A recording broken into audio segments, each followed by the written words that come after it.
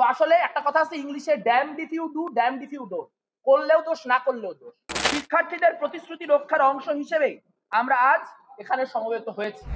ভোটারের সিগনেচার ছাড়া আমরা যে লিস্ট পেয়েছি সেই লিস্টে আর কিচ্ছু নাই। তারা বলছেন যে এটি করার মধ্য দিয়ে আসলে ভোটারদের যে পার্সোনাল ইনফরমেশন, স্পর্শকাতর তথ্য, সেই স্পর্শকাতর তথ্য ফাঁস হয়ে যাবে। আমি জানতে চাই স্পর্শকাতর তথ্যটা কি। ডাকসু ও হল সংসদ নির্বাচন 2025। প্রিয় সাংবাদিক ভাই ও বোনেরা, শুভেচ্ছা নেবেন। আপনারা সকলে অবগত আছেন যে বিগত 9 সেপ্টেম্বর 2025 তারিখে শিক্ষার্থীদের বহু আকাঙ্ক্ষিত ডাকসু ও হল সংসদ নির্বাচনে প্রতিরোধ পর্ষদ প্যানেলে আমরা প্রার্থী হিসেবে অংশগ্রহণ করেছি। আওয়ামী সরকারের দীর্ঘ ফ্যাসিবাদী শাসনামল রাষ্ট্রের প্রতিটি প্রতিষ্ঠান ভেঙে দিয়ে গিয়েছে। জুলাই অভ্যুত্থানের পর যে অন্তর্বর্তীকালীন সরকার প্রতিষ্ঠিত হয়েছে তাতে অভ্যুত্থানকারী জনগণের সার্বভৌম অভিপ্রায়কে অবজ্ঞা করা হয়েছে। গণ অভ্যুত্থান ও জনগণের আন্দোলন সংগ্রামের সাথে সম্পর্কহীন সাম্রাজ্যবাদের মদতপুষ্ট এবং এনজিও সমর্থিত বিরাজনীতিকরণের সরকার আমরা পেয়েছি। আমরা পেয়েছি অর্থনৈতিক সংকট ও সামাজিক নৈরাজ্যের একটা শাসনামল, যেই প্রেক্ষাপটকে পুঁজি করে গণবিরোধী ও পেট্রোডলারের মদতপুষ্ট একটি ডানপন্থী ও বাংলাদেশের স্বাধীনতা বিরোধী গোষ্ঠী উত্থানের চেষ্টা চলছে। এরকম দুর্বিষহ সময় থেকেও আপনারা যারা ডাকসু নির্বাচনে আমাদের পাশে ছিলেন তাদের প্রতি আমাদের আন্তরিক কৃতজ্ঞতা। ঢাকা বিশ্ববিদ্যালয় ক্যাম্পাসে যে হাজার হাজার শিক্ষার্থী তাদের মূল্যবান ভোট প্রদান করে আমাদের উপর আস্থা রাখার চেষ্টা রেখেছিলেন, তাদের সকলের প্রতি আমাদের অন্তরের অন্তঃস্থল থেকে জানাই কৃতজ্ঞতা ও ভালোবাসা। একই সাথে ঢাকা বিশ্ববিদ্যালয় তথা সারা বাংলাদেশ ব্যাপী বাংলাদেশ ছাত্র ইউনিয়নের সকল পর্যায়ের নেতাকর্মীগণ সহ শোষণমুক্ত গণতান্ত্রিক সমাজ প্রতিষ্ঠার আদর্শে বিশ্বাসী প্রতিটি মানুষ আমাদেরকে যে নিঃশর্ত সমর্থন দিয়েছেন এবং এখনো দিচ্ছেন, তাদের প্রতিও আমরা বিশেষভাবে কৃতজ্ঞ। একটি মানবিক সমাজ তথা সমাজতন্ত্র প্রতিষ্ঠার সুদূর প্রসারী লক্ষ্যকে সামনে রেখে ছাত্র সমাজের শিক্ষা জীবনের আশু ও দৈনন্দিনের সমস্যা সমাধানের জন্য, দেশবাসীর সমস্যা সংকট দূর করার জন্য ছাত্র সমাজকে সচেতন ও সংগঠিত করার কাজ সবচেয়ে দীর্ঘ সময় ধরে বাংলাদেশ ছাত্র ইউনিয়ন করে যাচ্ছে। অথচ বিগত জুলাই আগস্টের গণ অভ্যুত্থানের পর থেকে একটি বিশেষ মহল রাজনৈতিক ফায়দা হাসিলের উদ্দেশ্যে রাষ্ট্রীয় মদদে আমাদেরকে আপনাদের সামনে নানান নেতিবাচক উপায়ে উপস্থাপন করার অব্যাহত অপচেষ্টা চালিয়ে এসেছে। এমনকি নির্বাচনের দিন জামায়াতে ইসলামীর সংসদ সদস্য পদপ্রার্থীর মতো অসংখ্য মানুষ অবৈধভাবে ভুয়া প্রেস পাস ব্যবহার সহ নানা উপায়ে ক্যাম্পাসে অবস্থান করে নির্বাচনকে প্রভাবিত করেছেন। আমাদের স্বাভাবিক ও প্রকাশ্য রাজনৈতিক কার্যক্রমে এরকম নানান প্রতিবন্ধকতা তৈরি করে নির্বাচনী রাজনীতির মাঠকে অসম করে রাখলেও পক্ষপাত দুষ্ট ও ব্যর্থ জামাতি প্রশাসন একটি সুষ্ঠু নির্বাচন আয়োজনের সক্ষমতার প্রতি আমাদের সন্দেহ থাকলেও শিক্ষকদের বারংবার আশ্বাসে বিশ্বাস রেখে আমরা ডাকসু নির্বাচনের বিষয়ে সর্বোচ্চ আন্তরিকতা দেখিয়ে সহযোগিতা বজায় রেখেছি।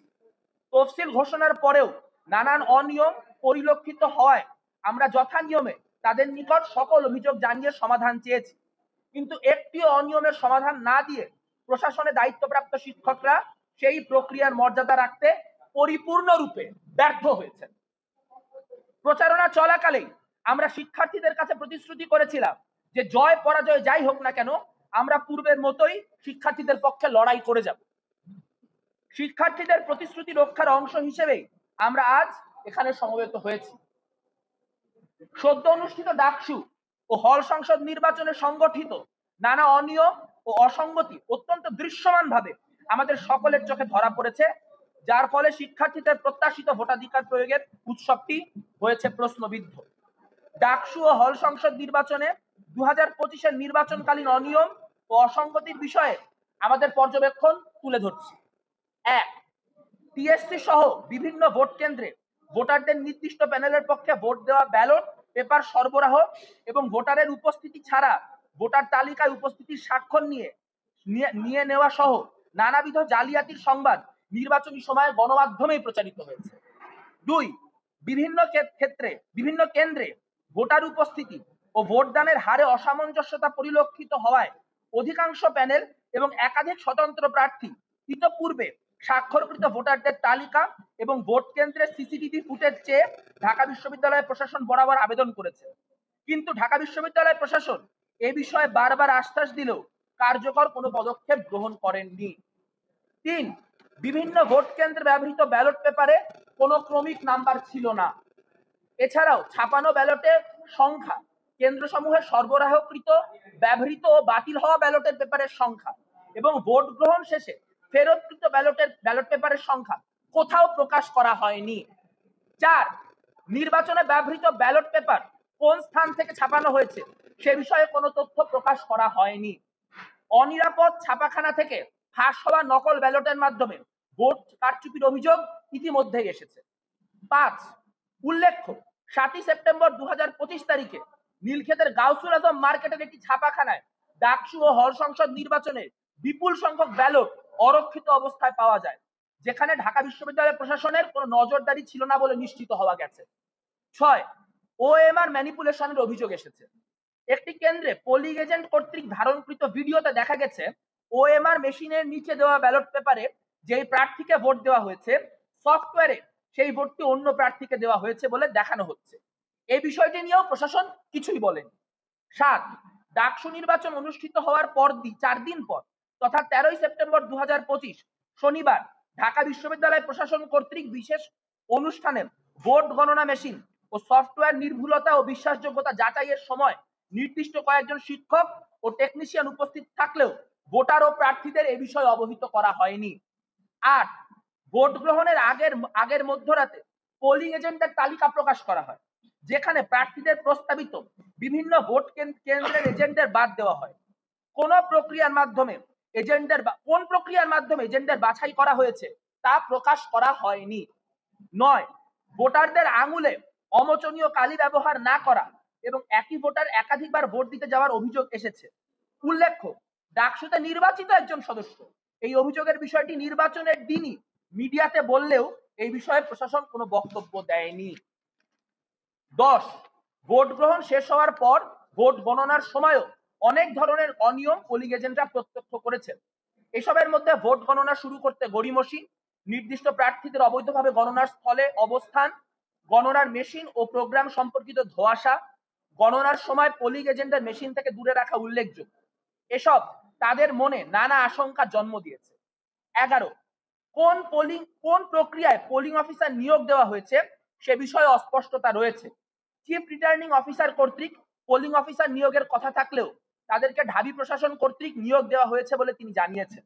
নির্বাচনী আচরণ বিধি সম্পর্কে ন্যূনতম ধারণা না থাকায় বিভিন্ন পোলিং অফিসাররা নির্বাচনী আচরণ বিধি সম্পর্কে ভুল তথ্য দিয়ে প্রার্থীদের বিরুদ্ধে আচরণ বিধি লঙ্ঘনের ভুয়া অভিযোগ তুলে নির্বাচনকে প্রভাবিত করেছেন। 12, অস্বচ্ছ ব্যালট বক্স ব্যবহারের কারণে বিভিন্ন অভিযোগ ও বিতর্ক সৃষ্টি হয়েছে।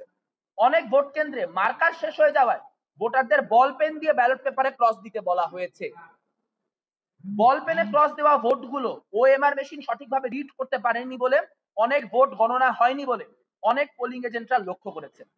ঢাকা বিশ্ববিদ্যালয় অধ্যাদেশ 1973 ও ডাকসু ও হল সংসদ নির্বাচন বিধিমালা 2025 অনুসারে বারবার সংশ্লিষ্ট কর্তৃপক্ষকে অনিয়ম ও অসঙ্গতি সমূহের বিষয়ে অবগত করে সমাধানের দাবি জানালেও তারা কার্যকর পদক্ষেপ নেননি, বরং ইচ্ছাকৃতভাবে কালক্ষেপণ করেছেন।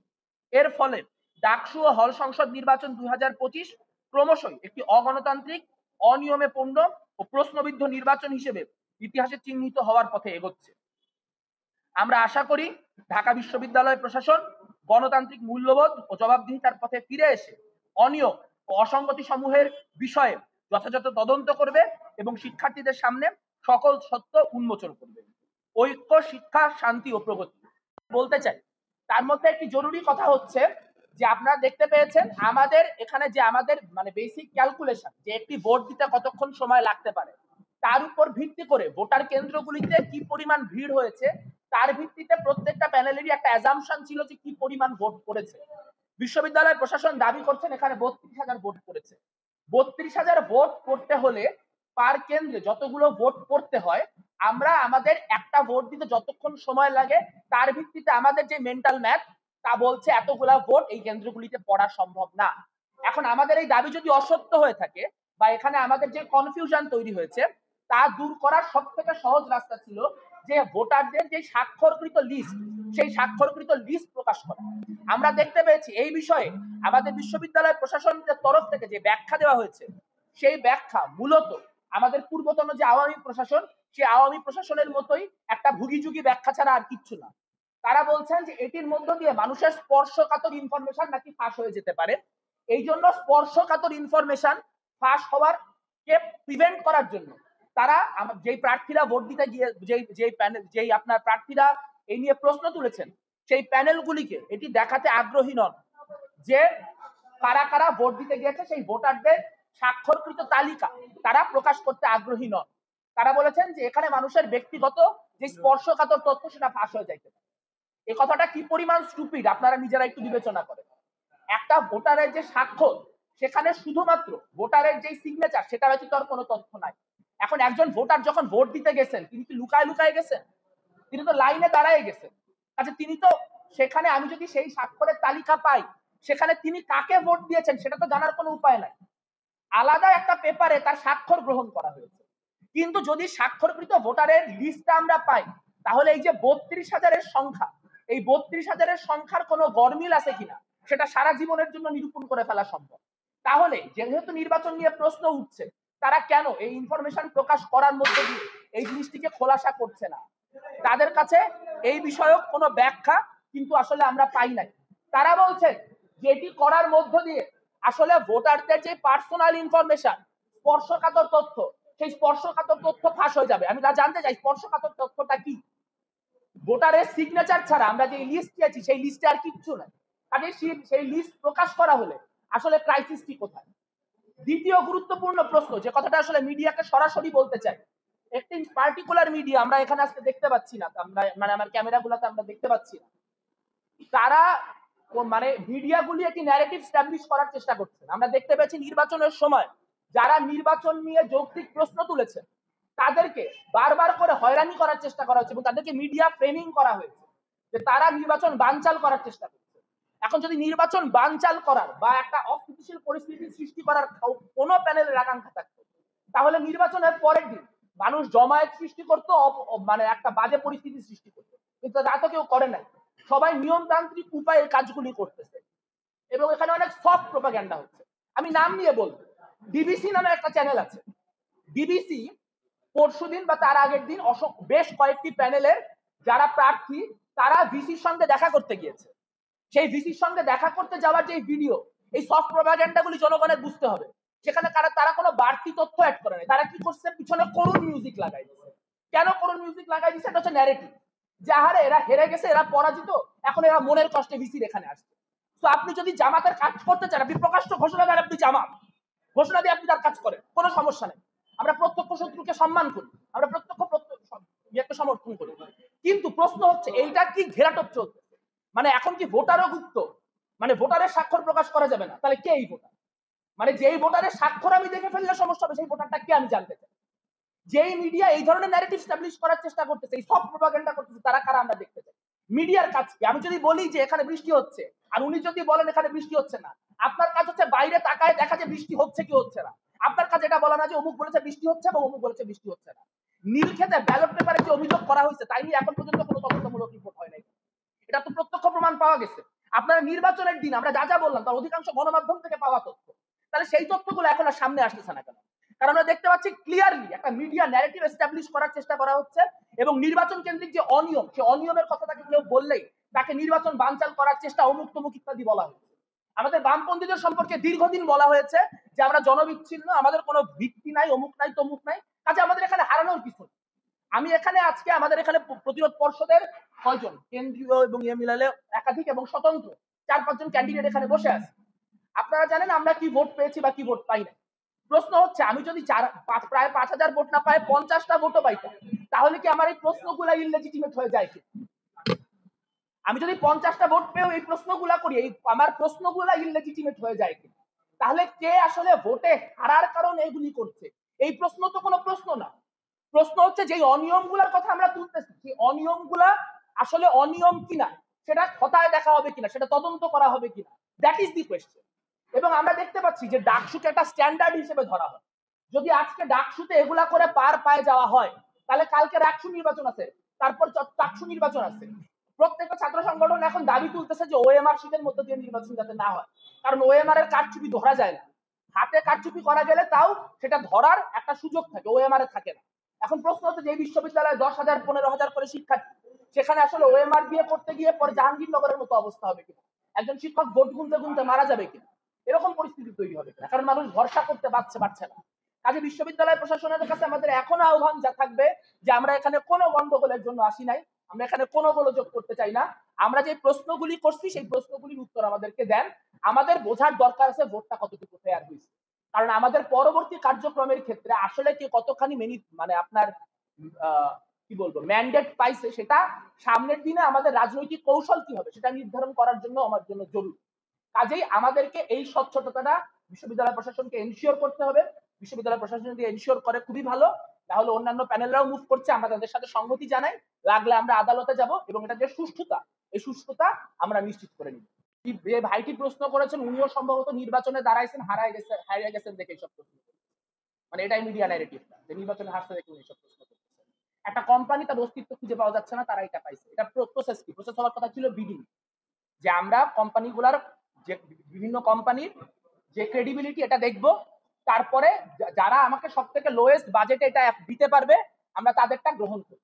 এটাই তো প্রসেস, বিডিং প্রসেস, যে আপনি আপনার যে আপনি কততে করতে পারবেন সেটার একটা টাকার হিসাব বলবেন, সেই বিডিং এ ওপেন বিডিং এর মধ্যে দিয়ে এটা হবে, কোনো বিডিং প্রসেস হয় না। তাহলে এইটা আর কিছু না হোক, এটা তো স্বজনপ্রীতি অন্তত, যে আপনি একটা অখ্যাত কোম্পানিকে এই কাজ দিচ্ছেন, সেই কাজটা আপনি কিসের বেসিসে দিচ্ছেন, তার কোনো নাম নাই, কোনো নিশানা নাই। আমাদের একজন সাংবাদিক এসে বলছেন তিনি 4 দিন খুঁজে তাদেরকে খুঁজে পাচ্ছেন। তাহলে এই যে ওএমআর এর ক্ষেত্রে যে কোম্পানিগুলিকে ব্যবহার করা হচ্ছে বা তাদেরকে কাজে লাগানো হচ্ছে, তারা যদি অন্যান্য নির্বাচনগুলিতেও একই কাজ করে তাহলে কি হবে? আর আওয়ামী লীগ আমলে কারা কাজ করছেন ওয়া করছেন সেটা তো আমরা বলতে চাই না। সাবেক একাধিক ছাত্রলীগ নেতা হচ্ছে ডাকসুতে আপনার নির্বাচিত হয়ে বসে আছেন। ছাত্রলীগ নিশ্চয়ই খুব খুশি, ওনাদের এখনো ওনারা নিষিদ্ধ সংগঠন, তারপরে ওনাদের সাবেক নেতারা এখন ডাকসুতে নির্বাচিত, তো সেটা হচ্ছে ডাকসুকে ধন্যবাদ। এই কাজটা ওপেন বিডিং প্রসেস থাকা লাগতো, কোনো ওপেন বিডিং প্রসেস হয় নাই। ওপেন বিডিং প্রসেস হয় নাই কেন? কোনো কিছুর ব্যাপারে তারা ওপেন না কেন? একটা বিডিং প্রসেস হলে সেটা পাবলিকলি হবে, আমরা জানতে পারবো যে কে কে এটার জন্য আপনার দিছিল, মানে কারা কারা মানে অ্যাপ্লাই করছেন এবং তাদের মধ্যে থেকে কাকে কোন কিসের ভিত্তিতে নিয়ে আসা হয়েছে, তার কোনো উত্তর আমরা পাইনি। আপনারা সাক্ষী যে আমরা প্রত্যেক দিন, মানে আমি নিজে এখানে নির্বাচনের 7 দিন আগেও নির্বাচনী প্রচারণা বাদ দিয়ে এই কনসার্ন জানাচ্ছি, প্রত্যেকে নিজ নিজ জায়গা থেকে জানাচ্ছি। এখন চ্যালেঞ্জটা হচ্ছে যখন আপনি একটা নির্বাচনী প্রক্রিয়ার মধ্যে থাকেন, তখন তো প্রত্যেকটা প্যানেলের প্রতিদ্বন্দ্বী। তো তখন যদি আসলে আমরা 5-7টা প্যানেল মিলে এক জায়গায় হয়ে এরকম কোনো কিছু জানাইতাম, সেটাকেও ষড়যন্ত্র হিসেবে ফ্রেম করা হতো। তো এখন হচ্ছে আপনার করুণ মিউজিক লাগাই দেওয়া হচ্ছে, তখন হচ্ছে পিছনে রহস্যের মিউজিক, মিস্ট্রি মিউজিক লাগাই দেওয়া হচ্ছে। তো আসলে একটা কথা আছে ইংলিশে, damned if you do damned if you don't, করলেও দোষ না করলেও দোষ। আমরা যারা শিবির বাদে বাকিরা ক্যাম্পাসে রাজনীতি করতেছি, আমাদের বিষয়টা হচ্ছে যে আমাদের করলেও দোষ না করলেও দোষ। কিন্তু হ্যাঁ, হয়তো স্ট্র্যাটেজিক্যালি তার আগে একটা যৌথ প্রেস কনফারেন্স করা যাইতে পারতো। কিন্তু আপনি যদি দেখেন যে ওই সময় প্যানেলগুলি যে অভিযোগগুলি তুলতেছিল, সেই অভিযোগগুলির মধ্যে কিন্তু সাদৃশ্য ছিল এবং সেইগুলা কিন্তু কোনোভাবেই আপনার প্রশাসন একটাও আমলে নেয় নাই, এবং যে ক্রাইসিস গুলো আমরা বলছি হবে, ঠিক সেই ক্রাইসিস গুলি কিন্তু হয়েছে। নির্বাচনের দিন সকালবেলা আমরা যাই দেখছি কাঠের বেলা। এখন একটা নির্বাচনে অসঙ্গতি থাকতেছে 5,000, আমি কোনটা নিয়ে কথা বলবো আর কোনটা নিয়ে বলবো না বলেন? কাজে নির্বাচনের বৈধতা নিয়ে কথা বলা একটা আইনি বিষয়, নির্বাচনের বৈধতা বা অবৈধতা আমি দিতে পারি, কিন্তু নির্বাচন যে অস্বচ্ছ হয়েছে এইটা একদম পানির মতো পরিষ্কার, এবং এটা ক্লিয়ারলি আমাদের বলতে পারতে হবে যে নির্বাচনের কে জিততো কে হারতো অন্য কথা। আপনি বলতে পারেন যে ভাই এগুলা কি ডিফারেন্ট হলে রেজাল্ট ডিফারেন্ট হতো, সেটা আমি জানি না, কিন্তু নির্বাচনের যে প্রক্রিয়া, সেই প্রক্রিয়া যে অস্বচ্ছ হয়েছে এবং সেটা যে জনমনে প্রশ্ন তৈরি করছে, এই বিষয়ে আমরা অ্যাবসলিউটলি থেকে আমরা আজকে যে প্রেস কনফারেন্স করতেছি, আচ্ছা আপনাদের একটা জিনিস ক্লিয়ার করে দিই, এটা কিন্তু বাংলাদেশ ছাত্র ইউনিয়নের প্রেস কনফারেন্স, প্রতিরোধ পর্ষদের প্রেস কনফারেন্স না। আমরা সংগঠন হিসেবে এই প্রেস কনফারেন্সটি করছি। বাংলাদেশ ছাত্র ইউনিয়ন এরকম শেষ প্রেস কনফারেন্স করেছিল যেদিন তফসিল আপনার মনোনয়নপত্র জমা দেওয়ার শেষ দিনের আগের দিন। আমরা ওই সিনেটের ওখানেই 3 তলায় একটা প্রেস কনফারেন্স করেছিলাম, আপনারা অনেকেই কভার করতে গেছিলেন। সেখানে আমরা 6টা দফা বলেছিলাম যে এই 6টা দফা পূরণ করতে হবে। আপনারা মিলায় দেখবেন যে আমাদের তখনকার কথার সাথে এখনকার কথা কনসিস্টেন্ট। আমরা ঠিক যা বলছিলাম আমরা আজকের দিনে দ্বারাও তাই বলতেছি, আমাদের এই কথায় কোনো ইনকনসিস্টেন্সি নাই। এবং আমরা এখন আপনারা বলতে পারেন যে ভাই আপনারা নির্বাচনটা বয়কট করেন, এইটা একমাত্র প্রশ্ন যেটা আসতে পারে, নির্বাচনটা বয়কট করেন নাই। এখন আমরা শিক্ষার্থীদের মুখের দিকে তাকাইছি, শিক্ষার্থীরা আমরা যদি বয়কট করতাম নির্বাচনটা, তাহলে যেটা হতো যে যেই শিক্ষার্থীরা ভোট দিতে আসছেন এদের একটা বড় অংশ ভোট দিতে আসতেন না। ধরেন কথার কথা যেই 5,000-এর মতো মানুষ আমাকে ভোট দিছে, তিনি তো ওই ভোটটা দেওয়ার জন্য আসছেন, আমি যদি নির্বাচনটা না করি, নির্বাচনে অংশগ্রহণটা না করি, মানুষটা তো আসতে পারে না নির্বাচনে। তো আমাদেরকে বেসিক্যালি ট্র্যাপ করা হচ্ছে যে এত বছর পর ডাকসু হচ্ছে, যে এই ডাকসু প্রক্রিয়া থেকে সরে যাবে সে আসলে ছাত্রদের বিরুদ্ধে অবস্থান নিচ্ছে। এই যে ছাত্রদের বিরুদ্ধে প্যানেলগুলোকে দাঁড় করানোর একটা নোংরা রাজনীতি প্রশাসন এবং শিবিরের তরফ থেকে করা হয়েছে, আমরা মূলত সেটা ভিকটিম হয়েছি। এখন আমাদেরকে এই জন্য এই জায়গা থেকে এই কথাগুলি বলে যাইতে হচ্ছে, নির্বাচন বয়কট করার পলিটিক্যাল অপশন আমাদের হাতে ছিল না। সেই জন্য আমরা শেষ দিন পর্যন্ত আমাদের কথাগুলি বলছি, আমরা শেষ দিন পর্যন্ত প্রশ্নগুলি তুলছি, এবং আমরা শেষ দিন পর্যন্ত কোনো মব না, কোনো জমায়েত করার মধ্য দিয়ে কোনো কিছু না, আমরা শেষ দিন পর্যন্ত এখন পর্যন্ত নিয়মতান্ত্রিক উপায়ের সমাধান চাচ্ছি। কিন্তু আমাদের নিয়মতান্ত্রিক উপায়ে সমাধান চাওয়ার যে চেষ্টা, এটাকে বিশ্ববিদ্যালয় প্রশাসন ইউজ করতেছে এবং তারা নানান ভুগিযুগি ব্যাখ্যার মধ্যে দিয়ে জনগণকে বিভ্রান্ত করার চেষ্টা করতেছে। আমরা স্পষ্ট বলতে চাই, ঢাকা বিশ্ববিদ্যালয়ের শিক্ষার্থীরা এত বোকা না, তাদেরকে এত বোকা ভাবার কোনো কারণ নাই। এই কারচুপিগুলা বিষয়ে আমরা যে অবগত, অনেক ক্ষেত্রে আমাদের ভোটারদের মাধ্যমে অবগত হই। কাজে তারা যদি মনে করেন যে এটি করার মধ্য দিয়ে তারা পার পায় যাবে এবং নির্বাচনটা লিজিটিমাইজ হয়ে যাবে, ব্যাপারটি এত সহজ হবে না। ডাকসুর মতো চলুক, যারা নির্বাচিত হয়েছেন তারা যে এমবেসিতে চান ঘুরে আসুন, সমস্যা নাই। কিন্তু একই সঙ্গে এই সময় দাঁড়ায় যেই প্রক্রিয়াগত ত্রুটিগুলা, সেই প্রক্রিয়াগত ত্রুটিগুলা অ্যাড্রেস করতেই হবে। তা না হলে প্রয়োজন বোধে আমরা আদালত